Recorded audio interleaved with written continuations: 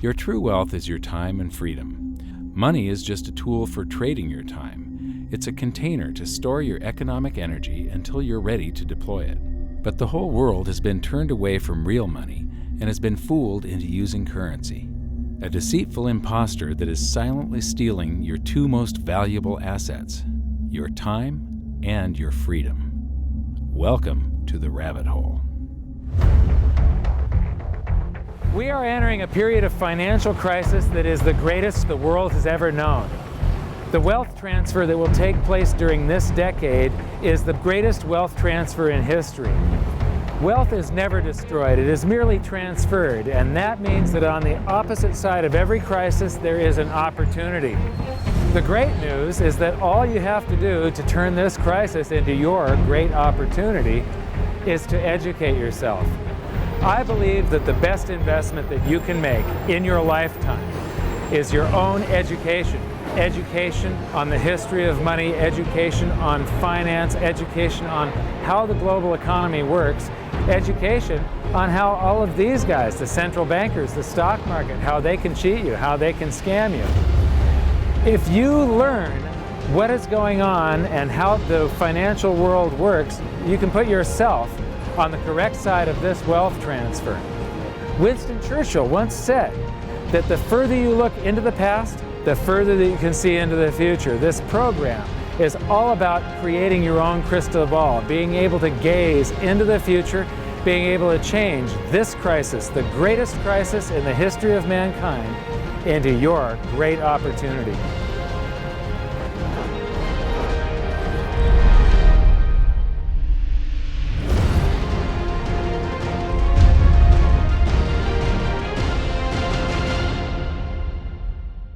The hidden secrets of money, some of them are hidden in plain sight. They're like right in front of you. The way the monetary system works is something that isn't actually hidden away from all of us. It's out in the open, but it's complex and people just they can't see how it works. It's hard for them to imagine that we're living in such a hoax. Others are meant to be secret, but the truth is slowly coming out, like the Federal Reserve being a private corporation and not really part of the U.S. government. But when I started studying this, what I found was that there was no place that I could point people to where they could get it all in one spot. And so I basically decided to write my book about it and consolidate monetary history, economics, the markets, fundamentals of gold and silver. There's a lot of smoke and mirrors in economics, and I've sort of made it my job to lift the fog for people.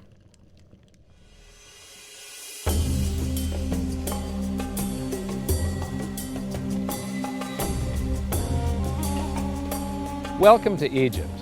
This is where it all began.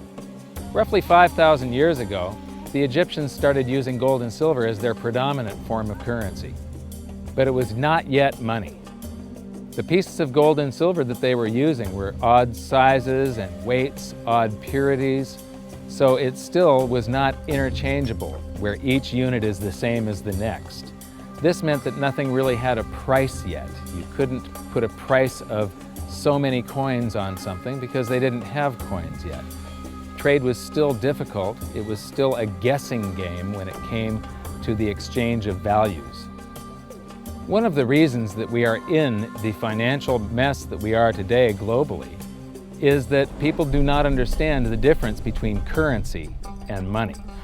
Currency is a medium of exchange, a unit of account. It is portable, durable, divisible, and something called fungible. Fungible means that each unit is the same as the next unit. A dollar in my pocket buys the same amount as a dollar in your pocket.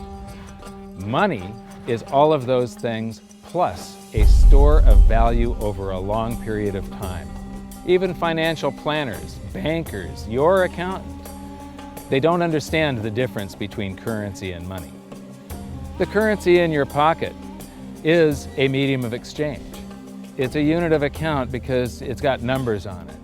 It's somewhat durable, it's portable, it's divisible in that you can make change, and it's fungible. A dollar in my pocket buys the same amount as a dollar in your pocket.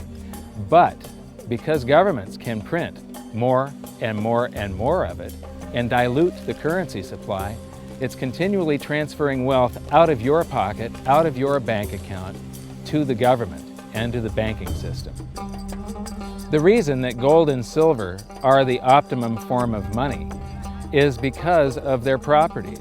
It's an easy medium of exchange because gold and silver store a large amount of value in a very small area. It's a unit of account. Pure gold has the same value all over the planet. So an ounce of gold buys the same amount here in Egypt as it would in China or in the United States. It's durable.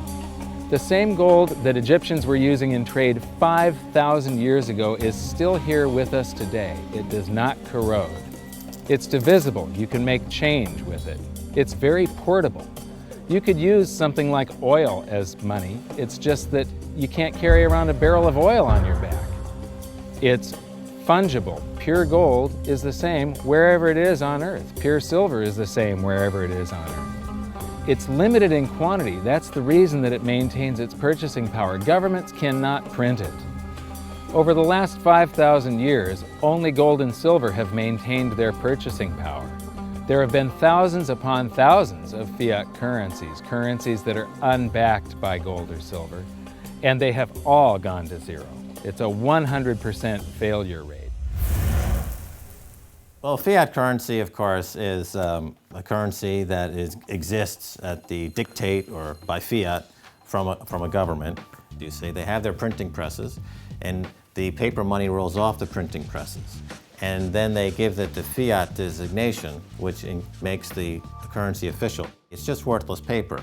But when Ben Bernanke gives it the special sign, and they have the cult meeting at the Federal Open Market Committee meetings, it suddenly becomes currency. If you look at what's really going on, it's a con game. And so there's confidence. Well, the Federal Reserve is very forthright about what they're doing. If you read their websites, they'll tell you it's a confidence game. They tell you that there's no intrinsic value in their money. They'll tell you that they print it backed by absolutely nothing. They actually display all these facts. But if you tell somebody in the public that this stuff is created out of thin air, there's no backing whatsoever, it's absolutely worthless, it's about as valuable as monopoly money, they'll look at you like you're nuts. Is there an example throughout history of a fiat currency, a piece of paper that's unbacked by anything, surviving? Short answer, no. Long answer, no. And here's why. When Addison Wiggin took over at the Daily Record, when they got cranked up, Bill Warner asked him to catalog all of the fiat currencies throughout history and what happened to each of them. Addison dutifully went to work. Within a short period of time, he had gone through the alphabet. All the fiat currencies that started with the letter A were done. They all went to zero. He was halfway through the letter B, and all the fiat currencies that started with the letter B, and there were 600 of them in just the first letter and a half of the alphabet, and every single one of them went to zero. Every one. 600 fiat currencies that start with the letter A, and half of the ones that start with the letter B are 600 of these things. Not one ever came close. Do you think this one, the United States dollar, is going to be the first one after all that? I don't think so. No. No currency, fiat currency has ever survived. None. The thing about money is there actually is a fairly well accepted definition of what money is. The question is, as you apply that definition to particular things that people claim to be money, do they fit the definition? We'll just take the paper dollar, for example. How well does it perform those functions? Well, store of value. The dollar has lost 95% of its purchasing power since the creation of the Federal Reserve in 1913. So not very good as a store of value. One of the things I do is just a way to get the audience's attention is I have a slide, and there are three pictures on the slide. One is a pile of monopoly money. The other one is a pile of Federal Reserve notes, what Americans would call paper money. The other one is a solid gold American Eagle 1 ounce coin.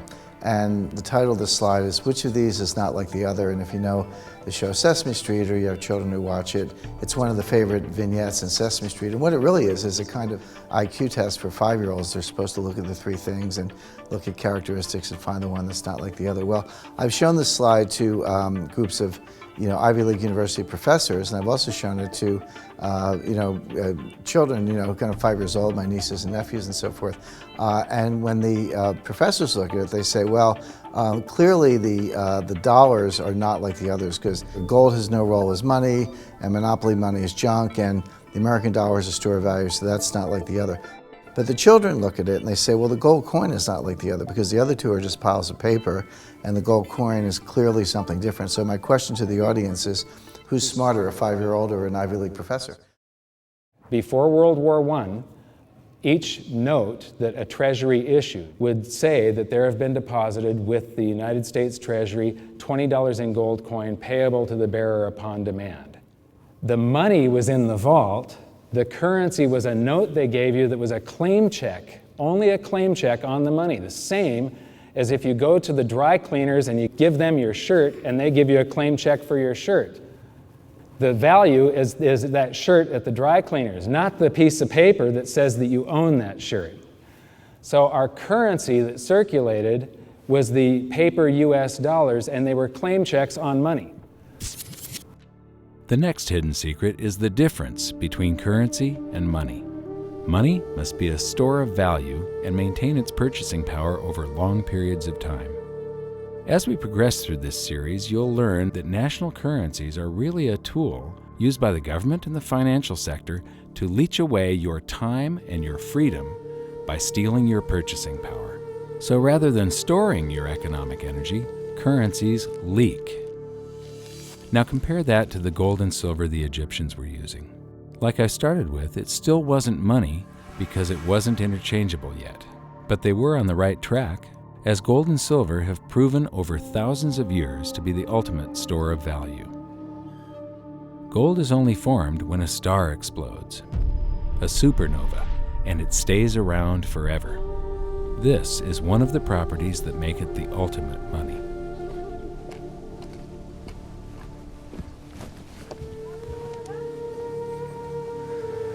People are amazed that after 5,000 years, the pyramids are still here. But what I'm more amazed at is that the currency that the people that built this were using, that currency, that gold and silver that they were using in trade on a daily basis, is still around today. It may have been melted down and re-refined, and it's in a coin or a bar or in some piece of jewelry, but it's still with us today, and it still purchases something. Yes, it is the ultimate money, because there is nothing else even in the same league. It's divisible, it's permanent, it's a store of value, it's a unit of account. It's got everything you want out of money, but it doesn't go away, and it can't be increased. That is what makes gold the most beautiful money of all. What more could you ask out of a money? It keeps governments under control. You can maintain a solvent system. Governments don't like gold at present because they're getting away with the fiat currencies, and they'll do everything they can to discredit it as an asset class. I mean, my goodness, gold has outperformed the Dow Jones Industrial Average in each of the last 7 years, yet it's not considered a legitimate asset class. Why? Again, it's the fear that maybe gold will be imposed on the system, that it will constrain government ability to spend beyond its means. They can't print it. They can't print it, no. The proper definition of inflation, I use Milton Friedman's definition. Inflation is an expansion of the currency supply. Deflation is a contraction of the currency supply. If you expand the currency supply, eventually prices will rise. And if you contract the currency supply, eventually prices will fall. This is a pool, but it's not a pool of water. This is the currency pool. And these are prices. And if you expand the currency supply, prices like a sponge in water have to rise to suck up the excess currency. Governments never stop printing more currency and adding currency to circulation. Therefore, Prices keep on going up not because the stuff that you're trying to buy is changing. The real estate doesn't change. What has changed is the currency purchases less and less. It's the currency going down, not prices going up. The truth is, what we have that makes our world work right now is a big story. None of it's real. It's all just promises. And if you think about it, that's how currency began to work in the beginning. You know, before we had currency, we had barter. I'll give you 3 coconuts and you give me 4 fish, because that's kind of a fair exchange on coconuts to fish. But that got complicated, so we had to invent this thing called money to be a divisible, portable medium of exchange. And the challenge is that we lost that a long time ago, when we lost having things of value be our currency. And now we have this thing called numbers and accounts. But trust me, it is not real. It's a big made-up story. One of the biggest make-believe stories ever is called quantitative easing, which sounds complex, but it's really just a smoke and mirrors term for currency creation. QE started with the banking bailouts back in 2009. This currency was created out of thin air and then given to the banks, who paid themselves record bonuses in reward for crashing the world economy. This is a global phenomenon, but all you have to remember for now is that whether it's QE bailouts or stimulus programs, these are all just voodoo, hocus-pocus terms for increased currency creation. I believe gold and silver will reassert themselves as money. And when they do, there just isn't enough, and their purchasing power is going to go up many, many, many times. Egypt is an amazing place. There's a franticness about it, and utter chaos, especially like the traffic. But when it comes to like all of the merchants that are trying to get every last dime out of you, you get fleeced to the point where you come back with an empty wallet. But you know what? They're amateurs compared to Wall Street. In the past several years, I've spoken in many countries about the crisis that's coming, and a lot of people think that they're going to be okay in their country, that it's only going to happen to the United States or maybe the United States in Europe. But what they don't realize is that this is a global phenomenon. I got to show you something here. This is base currency in the United States. This is the number of paper dollars that exist, basically. It took 200 years to go from no dollars in existence to 825 billion. And then we had the bailouts, and then we had QE1, quantitative easing 1, then QE2, and then we had QE3, and then QE4, and then soon we're going to have QE57 and QE382. And it isn't just here.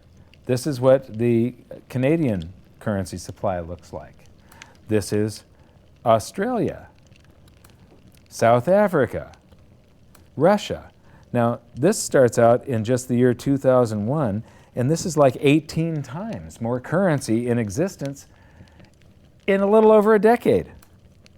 Here's Singapore, same story. Look at that, since the crisis, just bam. India, China, every government on the planet is doing this insane deficit spending and expanding their currency supplies, doing bailouts. And history shows that there is no example of this turning out well. It is sometimes amazing that we haven't experienced more inflation than we have. If they keep expanding the money supply so vastly, why aren't our prices growing faster than they really are? And the answer is that a good chunk of the money that the Fed created has been shipped overseas. I remember early in my research, I heard this expression that the Americans have exported their inflation. I thought, what is that? How can you export your inflation? Put it in a box and send it out? What do you do?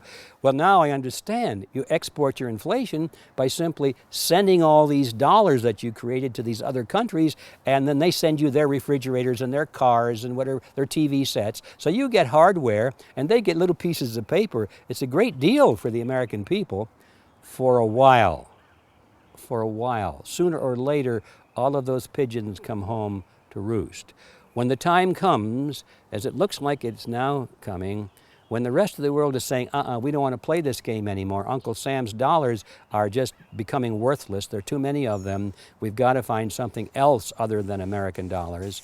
Then those dollars start to come back to America. People say, we don't want them anymore. What do we do with them? Once this revs up and we've got this little trickle of money coming back that we previously exported, once it becomes a flood and it starts to rush back, now we are getting our former exported inflation brought back to us, and then we'll see the quantity of money inside the United States grow much more rapidly even than the Federal Reserve can create it, because we're getting a previous money back. And that's when we will really see the tanking of the US dollar in terms of what it will buy. During the second round of quantitative easing, global food prices went up 60%. And this created a humanitarian disaster for the 2 billion people on Earth who live on less than $2 a day. These people were hungry to start with, they became hungrier, and some of them started overthrowing their governments in North Africa and around the Middle East. So quantitative easing was the spark that ignited the Arab Spring. So that's it. When you create money, you get some sort of inflation. It just depends on where the inflation goes. It's all going down, down, down. Peasants are reeling from a game of coins and crowns. Given the premise that you have a permanent underclass or poor class, and how does inflation affect them disproportionately, it affects them basically in the percentage of their income that goes to food. And we see this as a ratio, and we know that there are some danger points. For example, in Egypt recently, once that ratio got to 40% of income going to food and the price of food rising due to inflation, when it got to 40%, that's historically a point where people actually stage a revolution. That's exactly what we saw. The French Revolution, similarly, was all around the price of food getting to a certain critical point where people simply, the risk-reward for revolution was favorable toward revolution. When they print it up, then it all goes down. Well, exactly right, because when you have a runaway inflation, it's punishing the very people who are most productive in society. In other words, the people that produce more than they consume and save the difference. The problem is that those productive people, the savers, save in their national currency. And unfortunately, the national currency is just a fiat piece of paper at this point. So when it's destroyed through runaway inflation, that $100,000 that you were hoping to retire on doesn't exist. And the things that you were going to buy with it and provide for others don't exist either. Now what are you going to do? So that all seems pretty scary. However, this is going to happen, and you can only play the hand that you're dealt. But the great news is that gold and silver always end up doing an accounting of the expansion of the currency supplies. Basically, the will of the public and the free markets. When governments do this kind of stuff to their currency supply, they debase it. Eventually it comes back in inflation. People sense the loss of their purchasing power. They rush back to gold and silver, and they bid the value of the gold and silver up in the country until it meets or exceeds the value of all the currency in circulation. This is a process that's been going on over and over again throughout history, except this time it's happening on a global scale. It has never before happened in all countries at once. And that means that this is the greatest wealth transfer in history. Therefore, it's the greatest opportunity in history, and it's not going to happen again in your lifetime. So now we've learned that your true wealth is your time and your freedom. Money is a trading tool that stores the economic energy that is your time and freedom, whereas currencies leak them away. Gold and silver are the ultimate money simply because of their properties. Fiat currencies are based solely on confidence and always return to their intrinsic value of zero. Governments don't like gold because it imposes restraint. Rising prices are a symptom of an expanding currency supply, and gold and silver always account for an expanding currency supply. So that's it for this episode. Join me next time as we begin to investigate how monetary history just repeats and repeats, and how gold and silver always win the battle between currency and money. Until then, my challenge to you is to stop calling currency money. It's a crucial first step towards setting your mind free of all this economic voodoo and changing your context. You can learn more by watching the bonus features on our website, and if you have any questions, you can post them there, and we'll answer some of your questions in future bonus features. So good luck, thanks for watching, and we'll see you next time.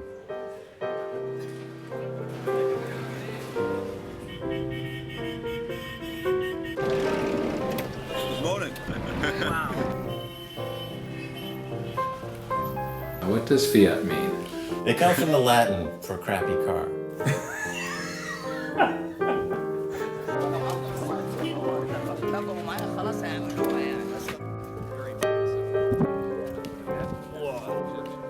In the desert in a suit. My camel died. You're not too sure about that, are you? Huh?